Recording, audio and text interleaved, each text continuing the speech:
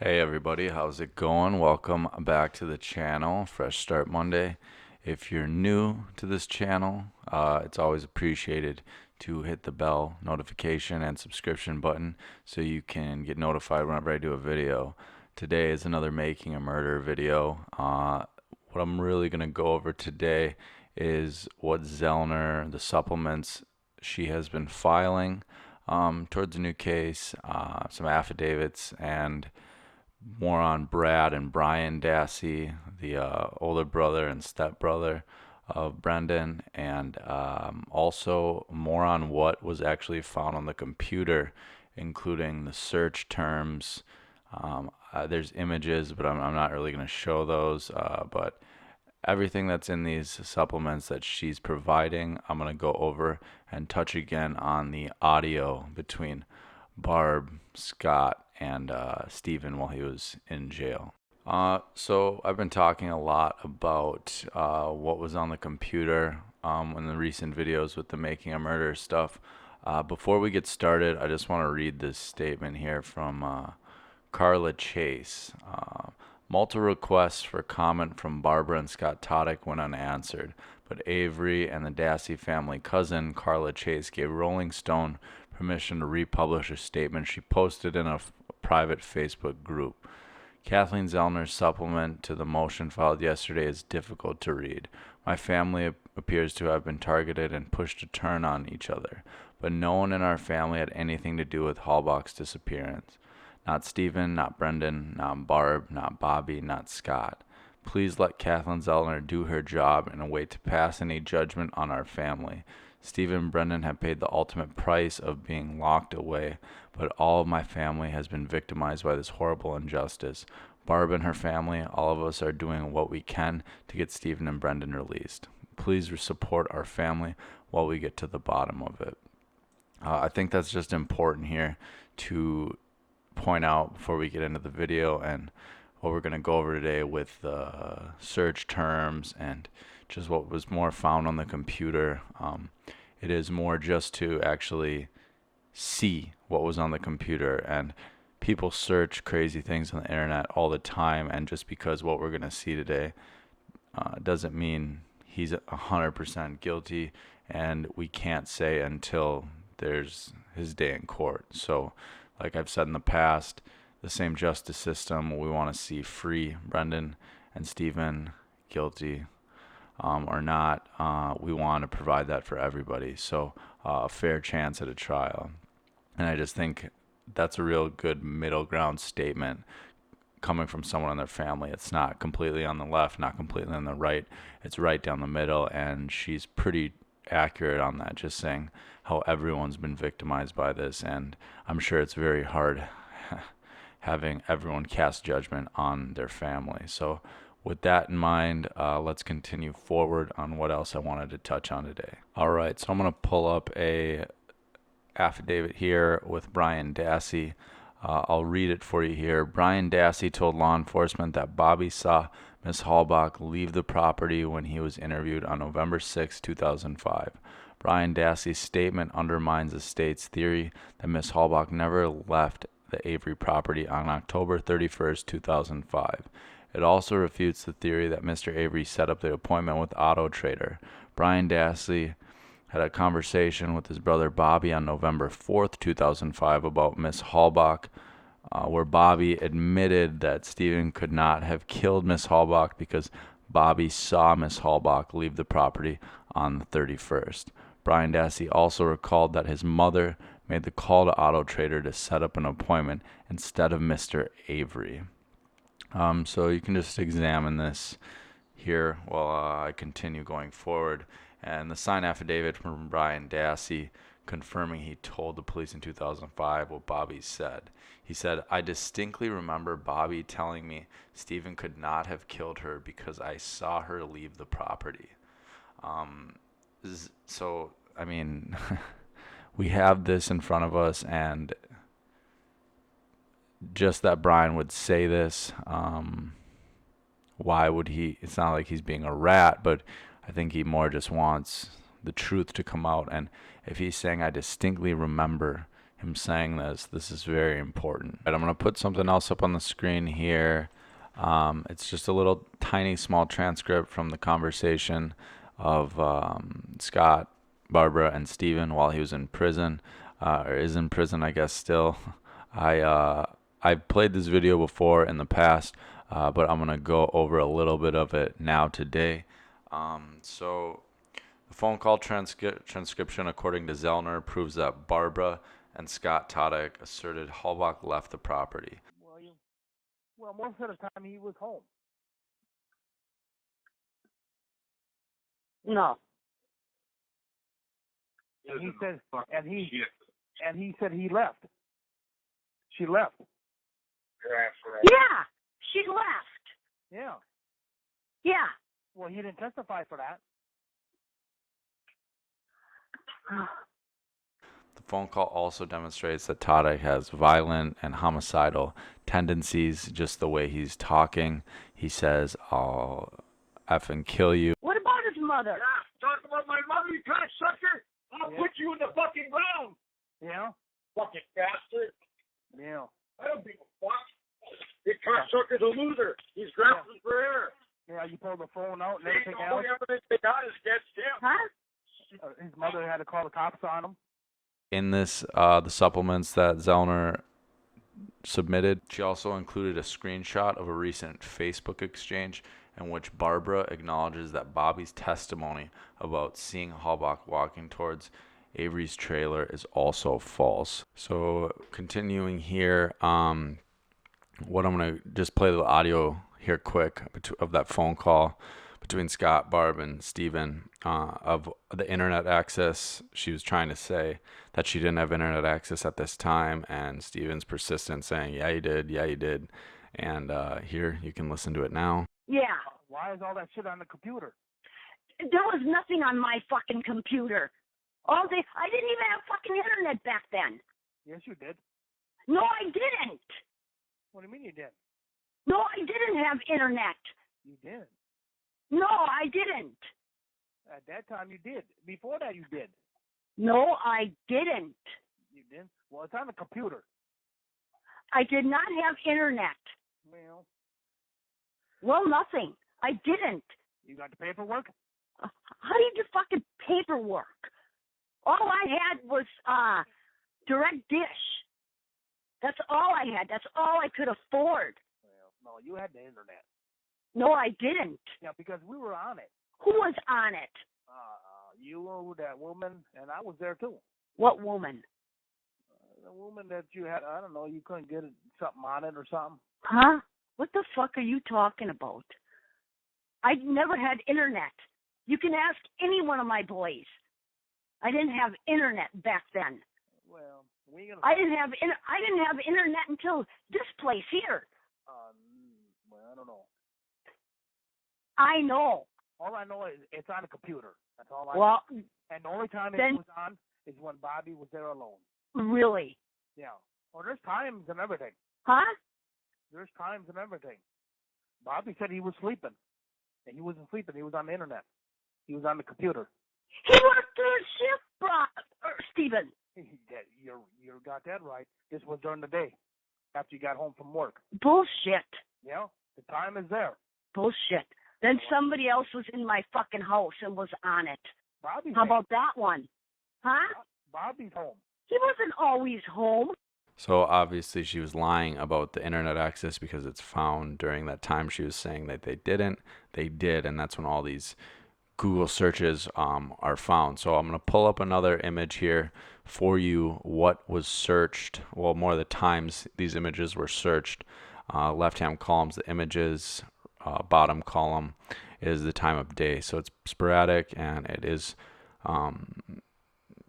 consistent with when Bobby was home. So the documentation alleges that the Dassey computer, which accessed the graphic pornography that involved torture and rape of women, which was reportedly only accessed when Bobby could have been home and while Brendan and Blaine were at school. Zellner's affidavit given by Brad Dassey, the half-brother, in 2006, Barb said she hired someone to, quotations, reformat the computer and specifically delete pornography. The computer forensic expert Zellner hired, he found numerous files accessed in months prior to the murder that had been deleted.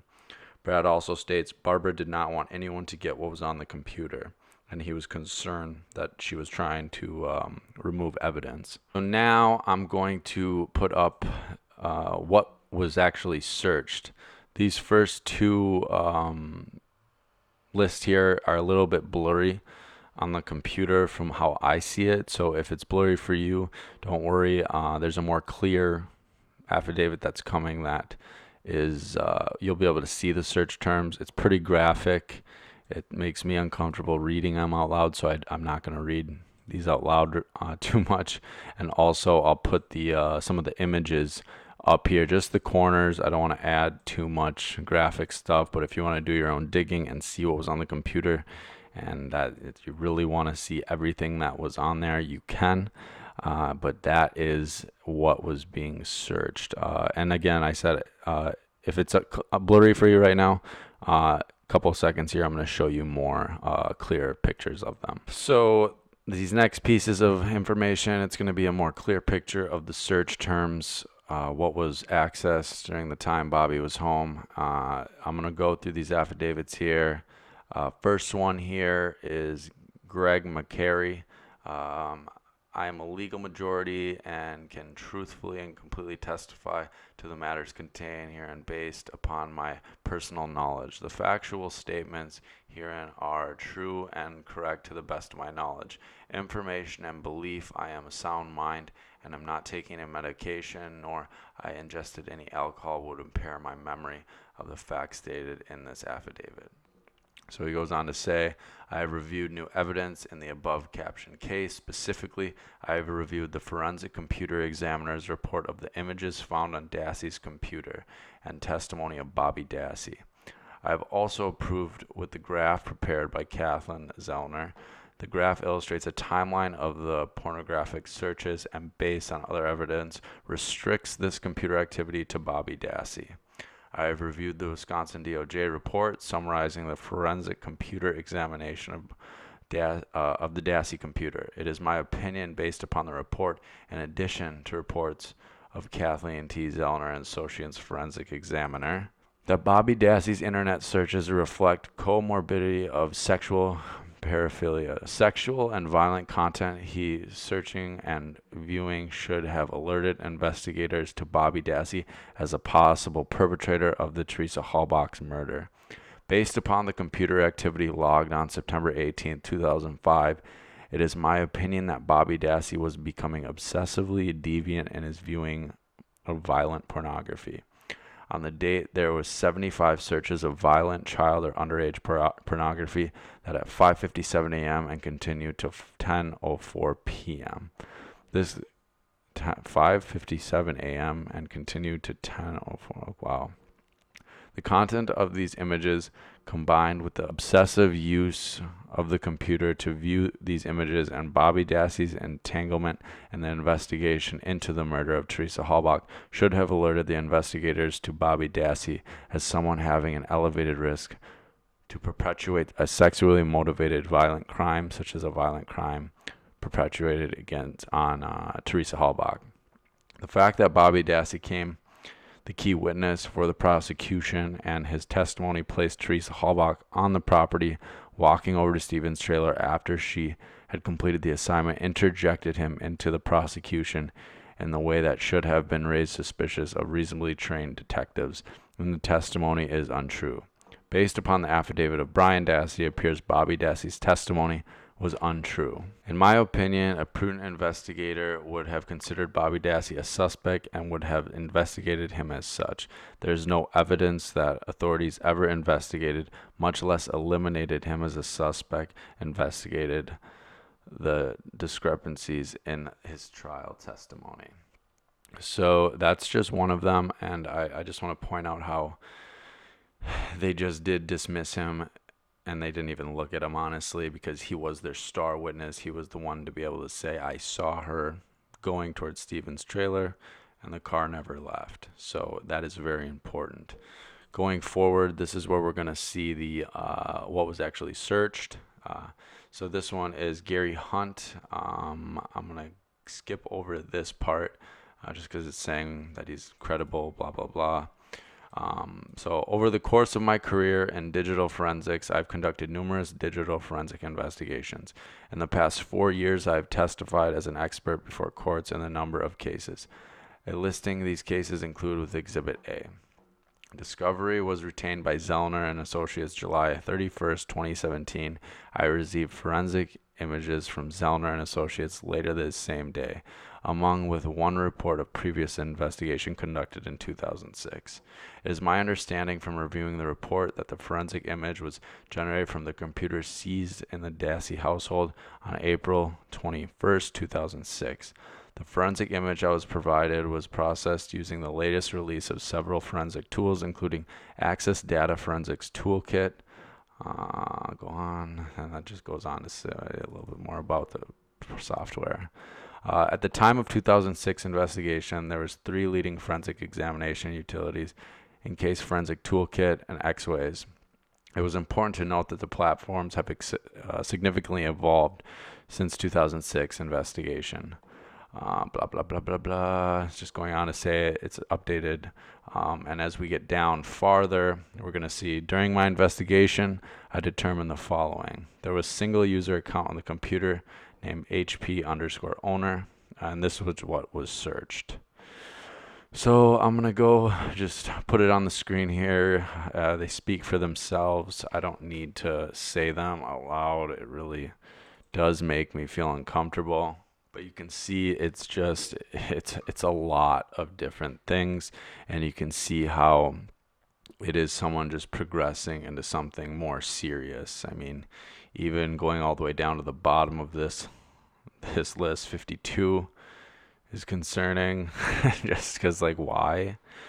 53 car accidents. It's very destructive stuff. And going on to the list a little bit more, you can see here what was searched. On September 18th, 2006, between 5:57 a.m. and 10:04 a.m., the HP owner conducted 75 unique Google searches. So that's between that time, all those things were searched just in a row. So that is what was actually searched on that computer. And I mean, the images speak for themselves. The picture of Teresa speaks for itself. Zellner said that Buting and Strang had evidence of this. So that they got 7 to 10 days before the trial. So she said it was a missed opportunity. She doesn't hold it against them. She understood why it wasn't used, but this is something that obviously in a new trial would come up and would obviously point to a new suspect, because it is damning and it is concerning. Even if it wasn't anything to do with Teresa, it still seems to be a crime. So just for the search terms, and it's crazy to see all this. So that's all I really have for today. I appreciate everyone watching. I'd like to know what you think, your comments below. Again, if you haven't subscribed, go ahead and hit that subscription button with the bell notifications. And if you want anything specifically made on Making a Murder, comment it below. And if there's enough people saying it, I will touch on that topic. So until next time, I will see you.